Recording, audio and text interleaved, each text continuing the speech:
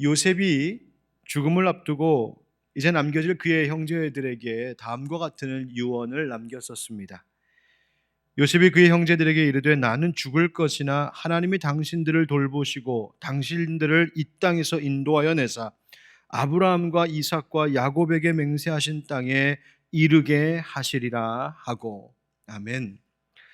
기가 막힐 시련 속에서도 하나님의 돌보심 속에 애굽의 총리까지 되었던 요셉은 자신을 지금까지 돌보셨던 하나님께서 자신은 비록 이제 이 세상을 떠나나 남아있는 그의 형제들과 가족들, 자손들을 변함없이 돌봐 주실 것을 믿고 오히려 그는 자기의 죽음 앞에서 그 남겨질 사람, 죽음 앞에서 오히려 살 날이 더 많은 사람들을 위로해 주고 있었습니다. 여러분, 하나님의 돌보심이 얼마나 큰 것인지, 그것은 지금 죽음을 코앞에 둔 인생이 오히려 살 날 많은 사람들을 위로할 수 있게 할 만큼 그렇게 힘이 있는 것이 하나님의 돌보심의 은혜인 줄 믿습니다. 이스라엘 백성이 애굽에 노예살이하면서 큰 고통 가운데에 있을 때에도 성경은 이렇게 말하고 있습니다. 하나님이 이스라엘 자손을 돌보셨고 하나님이 그들을 기억하셨더라. 아멘. 백성들이 고통 가운데 있을 때 하나님이 그들을 외면하셨던 것이 아니라 오히려 고통 가운데 있기 때문에 더욱더 그들을 기억하시며 돌봐주셨다고 성경은 말하고 있습니다. 그 종살이하던 애굽에서 나와 그들이 가나안 땅으로 들어가게 되었을 때에도 하나님은 모세를 통하여 이스라엘 백성들에게 그들이 살아갈 그 땅에서의 삶이 이와 같을 것이라고 또 말씀하기도 하셨습니다. 내 하나님 여호와께서 돌보아 주시는 땅이라. 연초부터 연말까지 내 하나님 여호와의 눈이 항상 그 위에 있느니라. 아멘. 그 가나안 땅은 하나님이 뭐 해주시는 땅? 돌보아 주시는 땅이다. 주님께 택함을 받은 이 백성들은 시작도 하나님의 돌보심이었고 고통 중에 있을 때에도 그 돌보심이, 하나님의 돌보심이 그들로 하여금 그것을 이길 수 있게 했고, 모든 시간과 역사 상황 속에 하나님의 돌보시는 손길과 눈길은 하나님의 백성들에게서 절대로 떠나지 않았었습니다. 이런 하나님 사랑을 알았던 시편 기자는 그래서 다음과 같이 노래하죠. 우리 함께 시편 95편 7절 같이 읽어봅시다. 시작. 그는 우리의 하나님이시요 우리는 그가 기르시는 백성이며 그의 손이 돌보시는 양이기 때문이라. 아멘. 우리는 어떤 양이라고요? 그의 손이 돌보시는 양이다. 여러분, 그렇습니다. 우리가 예수 그리스도를 믿고 구원 얻어 하나님 자녀 되었다는 말이 무슨 말이겠습니까? 이제 내 인생 하나님이 돌보시는 인생 되었다는 이야기입니다. 그 은혜가 우리를 안전하게 하고 우리를 살아가게 만드는 것이죠. 여러분, 이 시간 여러분 축하드립니다. 하나님의 돌보심이 여러분 가운데 있는 줄 믿습니다. 그리고 다시 한번 축복합니다. 우리 모두뿐만 아니라 이 땅에 연약하고 힘없는 모든 자들에게도 하나님의 돌보심이 넘치기를 주의 이름으로 축원드립니다. 오늘 함께 읽은 본문 말씀 속에서 이 주님의 돌보심이라고 하는 주제를 발견하게 되는 것은 본문 가운데 마지막 절인 21절 말씀 때문입니다. 주의 손이 그들과 함께 하심에 수많은 사람들이 믿고 주께 돌아오더라. 아멘. 성경에 보니까 주님의 손이 함께 하시는 인생을 살아가던 사람들이 있었답니다.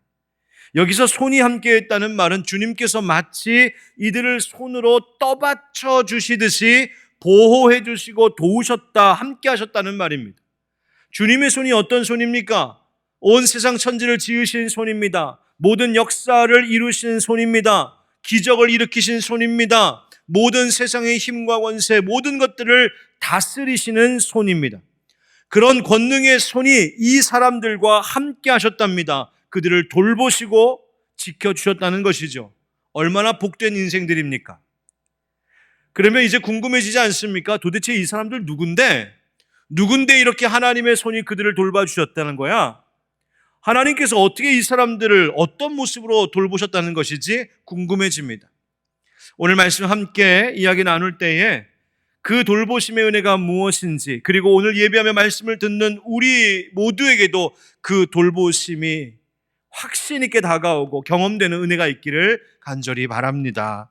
이 사람들이 누구인지 알려면 다시 이야기를 조금 거슬러 올라가야 됩니다.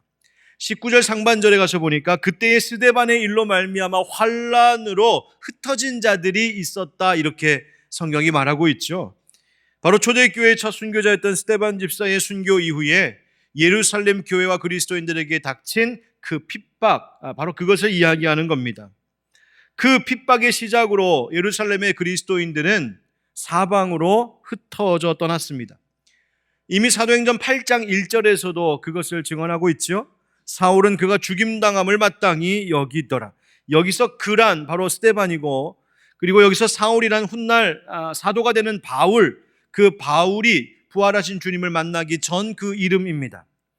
그 사울이 그 스데반 죽임당함을 마땅히 여기더라. 그 주님을 만나지 못했던 이 사울은 교회와 그리스도인들을 핍박하는 일에 앞장서고 있었습니다. 그래서 그날에 예루살렘에 있는 교회에 큰 박해가 있어 사도 외에는 다 유대와 사마리아 모든 땅으로 흩어지니라 전해주고 있습니다. 이렇게 이 핍박으로 인하여서 사방으로 흩어진 그리스도인들을 소위 디아스포라라고도 말하는데, 이 말은 온 땅에 마치 씨가 뿌려지듯 흩뿌려졌다라고 하는 말에서 온 단어입니다. 디아스포라. 그렇게 씨 뿌려지듯 흩어진 사람들은 낯선 땅, 낯선 문화, 낯선 사람들 그 사이에서 놀랍게도 하나님의 쓰임을 받게 되지요. 뭐 하는 사람들? 그곳에 가서, 그곳에 던져진 그 자리에서 예수 그리스도의 복음을 전하는 일꾼들로 하나님의 쓰임을 받게 됩니다. 그들 한 사람 한 사람이 전도자가 되었고 작은 선교사였다는 말이죠.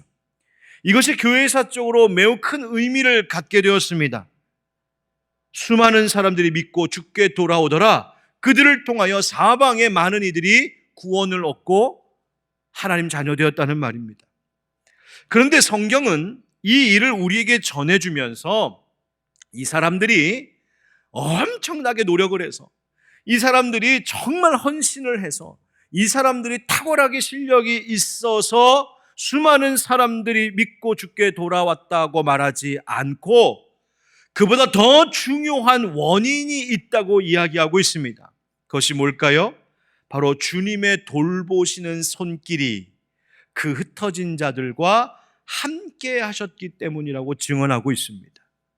그러니까 예루살렘에 임한 핍박으로 인하여서 사방으로 흩어진 이 유대 출신의 그리스도인들이 그 정들고 익숙한 삶의 자리를 떠나 낯선 곳으로 옮겨갈 때에 그들만 외로이 혈혈단신 온 것이 아니라 그들이 옮겨가는 그 길, 그 여정, 그리고 그들이 던져진 그 낯선 땅에도 여전히 우리 주님은 그 능력의 손길로 함께 하시며 돌보고 계셨다는 것입니다. 여러분, 이것이 우리에게는 무슨 의미가 되는 것일까요? 한번 따라하겠습니다. 생각을 돌보심. 생각을 돌보심.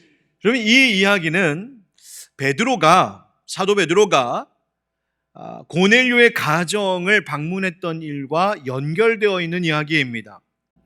고넬료는 이방인이었지만 하나님을 경외하고 이웃을 사랑으로 구제하는 일에 힘써서 하나님이 기억하시는 가정이 되었죠. 그래서 그들을 구원하시기 위하여 주님은 멀리서 기도하고 있었던 사도 베드로에게 환상을 보여주시고 그 베드로를 그 고넬료의 집에 보내심으로 그들에게 예수 복음을 전하게 하셨습니다. 그래서 그 복음을 듣자 이 가정에 모여 있었던 고넬료의 가족들, 모든 식솔들이 예수를 믿게 되고 성령이 임하게 되고 세례받는 놀라운 역사가 그 이방인의 가정에서 일어났습니다. 베드로는 이제 이 이방인들에게서도 성령이 임하고 구원을 얻는 역사가 나타나는 이 놀라운 사실을 예루살렘 교회에 이제 보고하게 되는데, 그 보고한 내용의 일부가 바로 오늘 본문 말씀입니다. 15절 16절에서 내가 말을 시작할 때 성령이 그들에게 임하시기를 처음 우리에게 하신 것과 같이 하는지라. 내가 주의 말씀에 요한은 물로 세례를 베풀었으나 너희는 성령으로 세례를 받으리라 하신 것이 어떻다? 생각났노라. 아멘.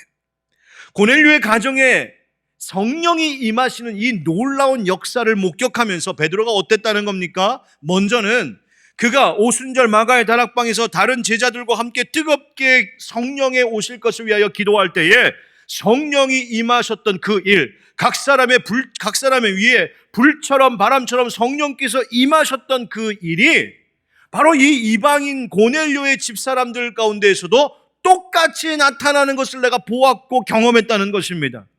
그때 그 순간 베드로에게 문득 생각나는 말씀이 있었습니다.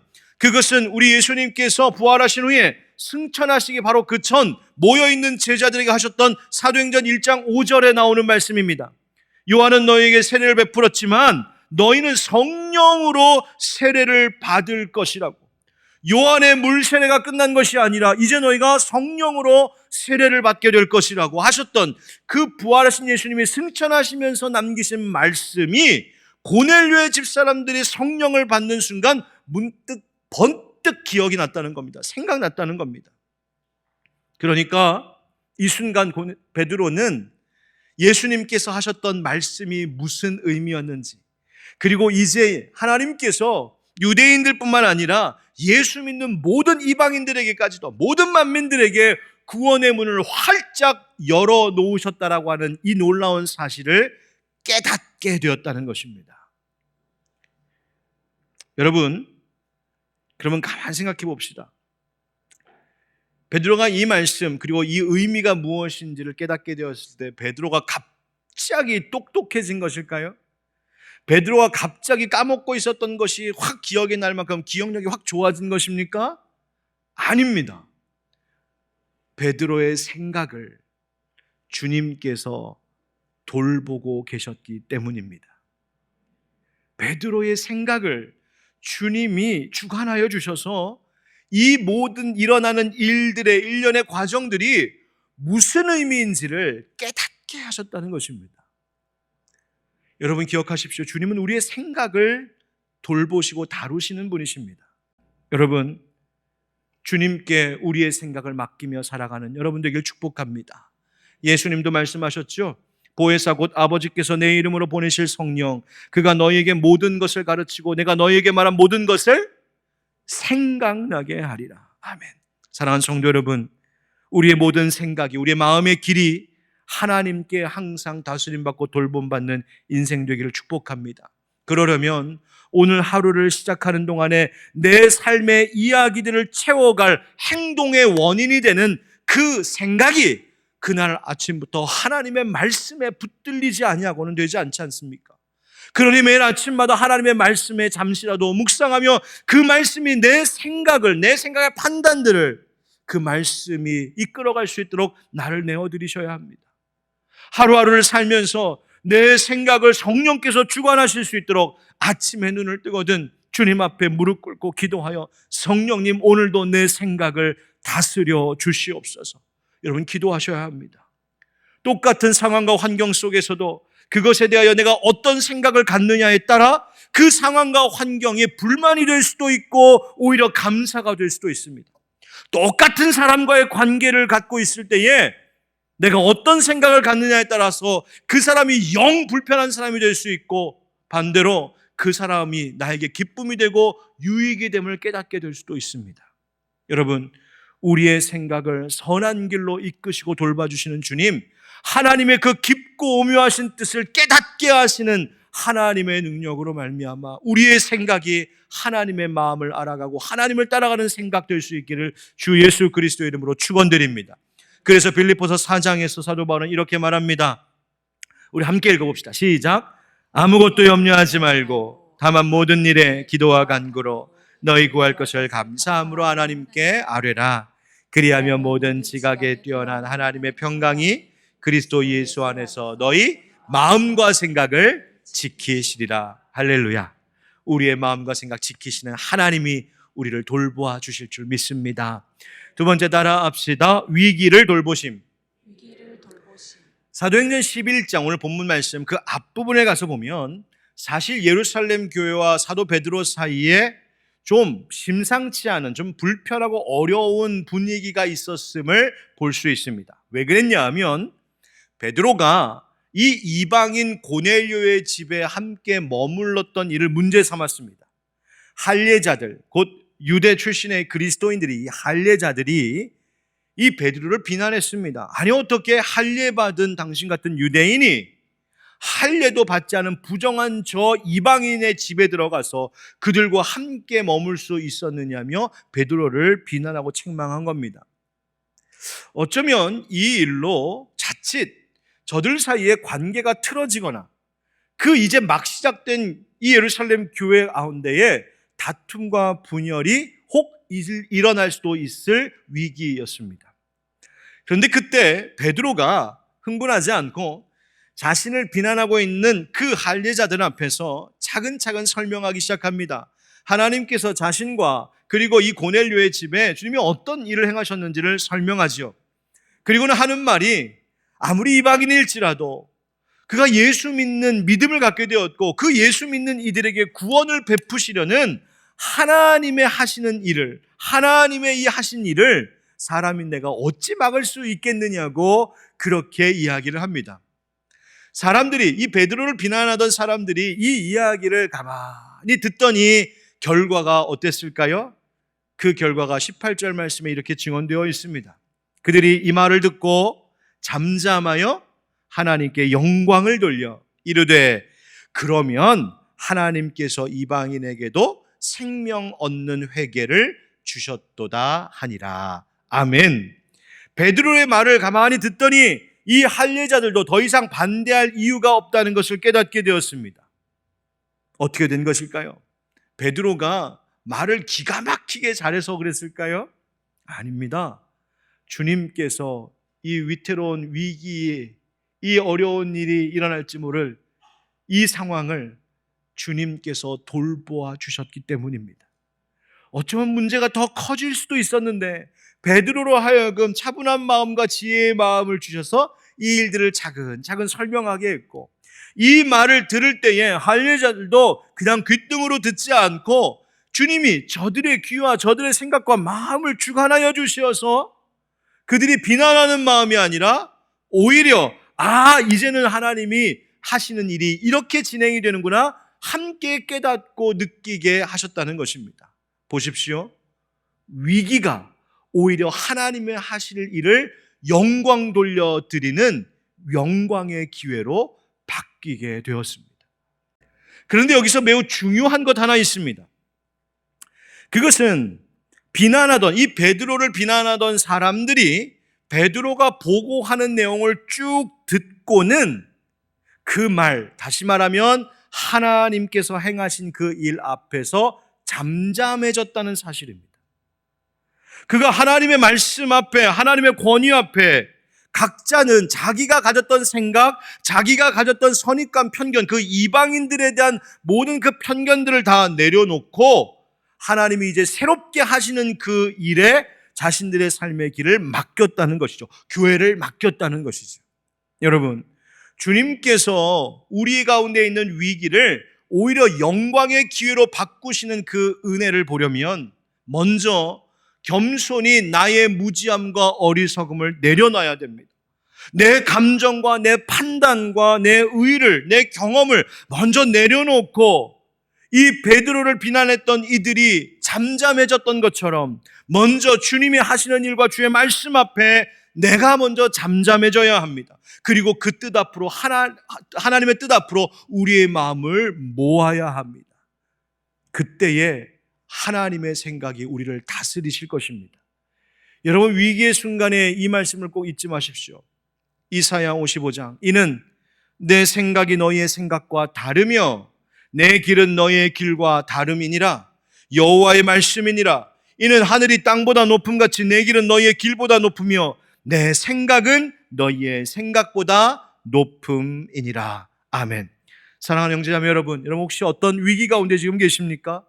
지금 여러분의 가정이 혹시 위기에 있습니까? 부부가 위기에 있습니까? 자녀들과 위기 가운데 있습니까? 친구와 직장 동료와 심지어 교회 성도들과 영 불편하고 어려운 상황 속에 위기다 싶은 일들이 있으십니까? 먼저 바라기는 그 모든 위기의 상황을 우리 주님께서 돌보아 주시기를 예수님의 이름으로 축원드립니다. 다만 주님의 뜻 앞에 나를 잠잠하게 하는 것이 필요합니다. 주님이 행하시는 그 새로운 일들 앞에 내가 잠잠해지는 것이 먼저 필요합니다. 할례자들이 편견을 버리고 마음의 장벽을 허물고 이방인들의 구원을 받아들이는 것처럼 내 생각을 허물고 하나님의 생각을, 나보다 높으신 하나님의 생각을 내 마음의 중심에 둘 때에 여러분, 위기의 자리가 오히려 하나님께 영광 돌리는 기회로 전화위복 바뀌는 역사가 일어나게 될 줄 믿습니다. 끝으로 따라합시다. 사명을 돌보심.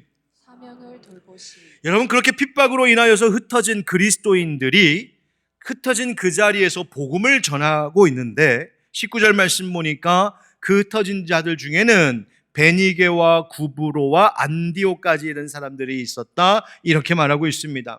그런데 19절 말씀에 의하면 그들은 이 사방으로 흩어져 복음을 누구에게 전했느냐? 유대인에게만 말씀을 전했다, 이렇게 되어 있습니다. 그러니까 이 베드로와 예루살렘 교회 사이에 있었던 이 고넬료 사건을 통하여 모든 이방인들에게도 구원의 문이 열렸다라고 하는 이 놀라운 일이 있었음에도 불구하고 여전히 이들은 그 이방인에 대한 편견의 벽을 허물지 못하고 그냥 유대인들에게만 복음을 계속 전하더라는 거예요. 그런데 그 다음에 말씀을 보면 성경이 주님의 손이 특별히 함께 하셨던 사람들을 딱 집어서 이야기를 합니다. 누가 나옵니까? 바로 구브로와 구레네 몇 사람입니다. 구브로와 구레네 몇 사람, 즉 구브로와 구레네 태생의 그리스도인들이다, 유대 그리스도인들이다 하는 말이죠. 20절 21절 말씀에 그 중에 구브로와 구레네 몇 사람이 안디옥에 이르러 아까 봤던 그 시리아 안디옥으로 올라갔는데 이 구브로와 구레네 출신의 유대 그리스도인들은 누구에게도 예수 복음을 전했다고요? 헬라인에게도 말하였다. 그 편견의 장벽을 넘어서 헬라인에게도 복음을 전하기 시작했다는 거예요. 그랬더니 그 결과 21절 같이 읽겠습니다. 시작. 주의 손이 그들과 함께 하심에 수많은 사람들이 믿고 주께 돌아오더라. 아멘. 주님께서 이 사람들, 이 구브로와 구레네 몇 사람들이 흩어져 가서 복음 전하는 사명 가운데 함께 하셨습니다. 그들의 사명을 돌보셨다는 것이죠. 자신들의 경험과 편견과 모든 생각들을 내려놓고 주님이 행하시는 일 앞에 자기를 맡겨 그 마음의 장벽, 그 편견의 장벽을 허물고 복음 전하니 주님께서 그 사명을 돌보셨다는 겁니다. 여러분, 우리 각자에게도 사명이 있지 않습니까? 여러분, 가정에서 맡은 사명이 있습니다. 직장에서 맡은 사명들이 있습니다. 교회 안에서도 있죠.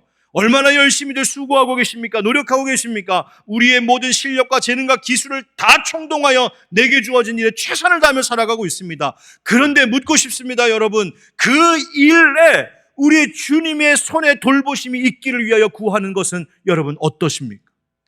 자녀를 양육하시는 부모님들, 이 자녀를 키우기 위해서 열심히 애를 쓰시지만 이 자녀를 주님의 손이 돌봐주시기를 위해서는 기도하고 계십니까? 여러분의 직장과 사업의 일들이 잘 되기를 위하여 땀 흘려 밤새도록 수고하고 계시지만 그 일이 주님의 손에 있는 줄 알고 주님의 손이 돌봐주시기를 위해서는 기도하고 계십니까? 내가 교회의 직분, 교회 안에서의 봉사의 사명을 감당한다고 하면서도 정작 주님의 손이 돌봐 주심으로 이 일이 이루어지기를 구하기보다 그저 내가 열심히 하니까 어떻게 되겠지 하는 마음으로 그저 교회에서의 일도 고작 사람의 일로 만들어 놓고 있지는 않습니까? 요즘 제 입술에서 떠나지 않는 찬양의 한 구절이 있습니다. 믿음이 없이는 기쁘시게 못하나니 고된 수고도 다 헛될 뿐이라. 믿음이 없어서 무너진 삶의 모든 자리에 다시 주님을 기다립니다. 사랑하는 성도 여러분, 주님의 돌보심, 우리에게 주신 사명 가운데도 풍성히 나타나 그 합당한 열매 맺는 여러분 되시기를 예수님의 이름으로 축원드립니다.